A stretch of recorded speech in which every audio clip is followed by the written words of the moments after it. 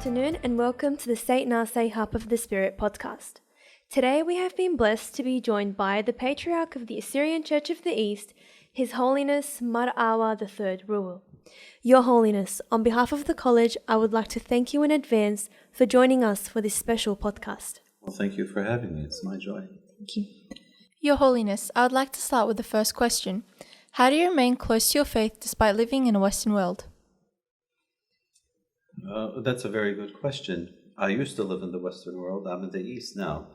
But I believe you mean growing up in the West, of course, in the diaspora. So, as you know, faith is a very important element of who we are as Assyrian Christians.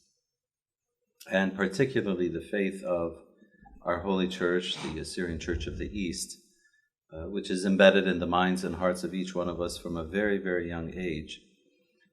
I believe one of the important ways of battling, if you will, the various challenges we have in the West and in the diaspora is to keep close to God and the Church. So from a very young age, I was involved in church activities such as the Sunday school, the youth group, the choir, and then gradually growing into the age where one could receive holy orders, being a subdeacon, a deacon, and so on.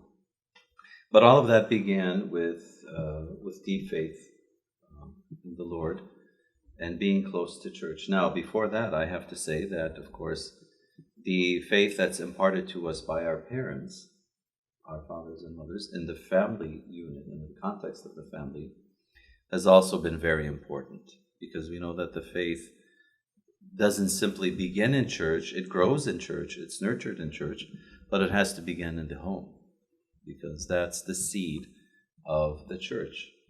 And in fact, the home is a little church. It's a microcosm of the church. So the faith was imparted to me by my parents at home, and of course, that was nurtured through various church activities that I participated in from a very young age. Thank you, Your Holiness. You're welcome. I've got the next question for Your Holiness, very similar to Gabriella's. With society moving further away from Christ, what advice would you give to the youth that are facing this struggle? Well, Lucas, that's a very good question, because many of our youth do face various struggles in life. And for some, it is a question about their faith. It's doubts about their faith, not attending church, possibly not even believing. And that's a sad thing to hear, but we do have youngsters, our own Assyrian youth, who don't believe. And the reason for that is because they've been affected by the environment around them, which includes the school that they go to, whether it's high school or university, and various other factors. But I think the anchor for our youth is the church.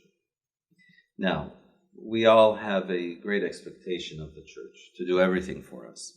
And the church in various locations does quite a bit for us, in fact. Here in Australia, you're blessed with a primary school, a high school, with a strong youth group, and various other activities that the church provides and gives for the spiritual nourishment of our faithful. But there are other places where they might not be so blessed, or because simply they don't believe, they don't participate in church activities. So my recommendation would be more for the parents, actually, to keep their youngsters and their children close to God.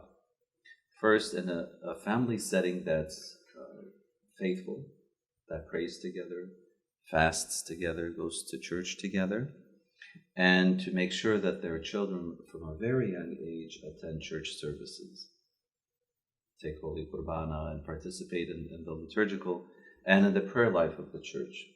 Because that's not simply for the priests and deacons. That's for all of us, and especially for the children, to grow in the knowledge and love of God. So the parents actually are the ones who need to be vigilant about that. Because we don't want any of our youth to reach 18 or 19, maybe even earlier, and they're at the stage where they've already gone so far away from God that it's difficult to bring them back, oftentimes, especially if they get involved in drugs or other things that really destroy their lives. So I think parents have the primary obligation to make sure that their children are grounded in the faith. And if we do have youth who do get into trouble or who have various issues and challenges, I would encourage them to go to church to speak with their priest, or to a deacon who serves in the church, who maybe works with the youth, whom they could relate to, maybe even open up to, and to seek spiritual advice from them as well. That's great advice. Thank you, Your Holiness. Barkhman, was there a pivotal moment in Your Holiness's life that led you to make the choice in pursuing a future serving Christ and your church? Well, we say that when one receives holy orders in the church, whether as a deacon, as a shamasha, as a priest, pasha, and then even as a bishop, and ultimately as a patriarch, we believe that all of that is a vocation, meaning that one is called to that ministry. And the one doing the calling, of course, is the Lord. So just as Jesus called his disciples, who were fishermen or tax collectors, and he called them to be not simply fishermen, but fishers of men. And he called them to be participants in the divine work that he accomplished. And it's the same with the priesthood, with those who enter holy orders. So first and foremost, we always believe that God calls various people to serve him in different capacities. In the ordained priesthood, of course, which is reserved for men. Then we have those who serve in the church in other capacities, and we believe that that too is a calling from God. But with regard to your question, I did feel my vocation, or realize my vocation from a young age, and as I mentioned, that was nurtured by the fact that my family was close to the church. We attended church often. I was blessed to have older priests, much older than myself, who became mentors for me. I remember my late predecessor, Mardanka, for example, was a mentor as I was growing up in Chicago, because he was heavily involved in the life of the church there, especially with the youth group. He would visit us often when I was in the youth growing up, and he would come to choir practice when I was in the choir. So those images have always been with me, and I think they've played a role in shaping my own vocation. First as a deacon, as a young deacon, and then as a priest, and later on being called to serve the church as a bishop, and now as patriarch. So those are various elements that always play a role in one's vocation. And I give thanks to God for having such good mentors and good spiritual guides that the Lord had sent my way during my early life, which helped my formation into the priesthood. Thank you, Your Holiness. As the newly consecrated Patriarch of the Assyrian Church of the East, what goals does Your Holiness have in place for the church in the upcoming years? Wow, that's a rather all-encompassing question, but first and foremost, I would like to see during my patriarchate a strengthening of our various dioceses all around the world. And that requires pinpointing where we have weak points or weak spots in various work that the church does all across the globe, and how we can help parishes and dioceses that are struggling, if you will, with certain things. So it's important to get all of our dioceses on the same page with that respect, in order to have the various basic institutions that the church promotes, such as youth groups, choirs, Sunday schools, religious education for the youth, and other such activities. The other goal I would have is to continue promoting the relationship between the Assyrian Church of the East and other Christian churches. And we have various official and non-official dialogues with a number of churches, because I think it's important for us to not simply to open up, but to be open to dialogue, to be open to exchange with our fellow Christians. Obviously, there are things that we can accept and cannot accept from different churches, but just to promote the dialogue, which is an exchange of fraternity and of our shared faith in Christ. And promoting the faith of the church and the history of the church, especially among our youth. We're in need of more good, active priests in the future.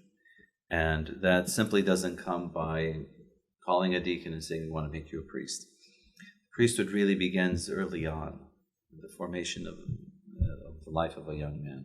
So that love for God and for the church is impressed upon him, so that when he does make it to deacon, then he can more easily hear the calling of God.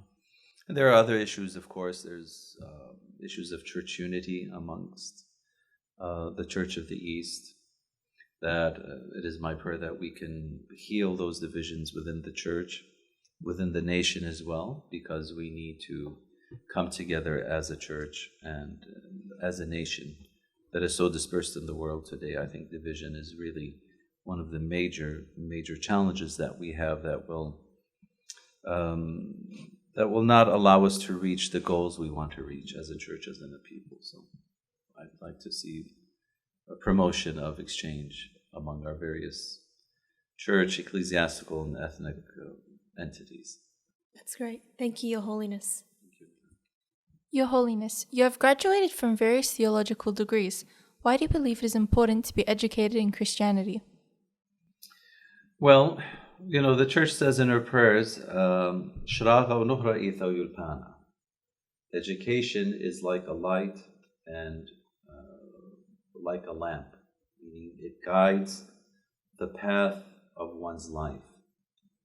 When Christ came and preached the gospel, he gave a divine knowledge to his apostles, and he gave a divine teaching, which was from God himself. So God is always instructing us, from the time of Adam, all through the Old Testament and the New Testament, and Christ instructed us with his divine teaching, with his revelation. So God is always teaching humanity, and the church carries that understanding as well with a teaching that is from Christ himself, and it is a life-giving teaching.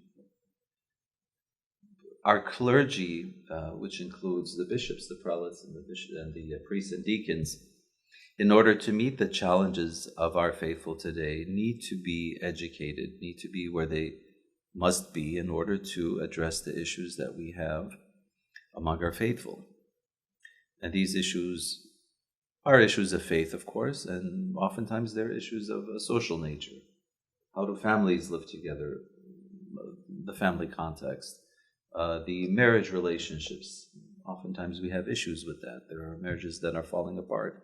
So for a priest to adequately serve his parish, and for a bishop, for a prelate to serve his diocese or archdiocese, he must have enough education in order to be able to speak to the needs of his faithful.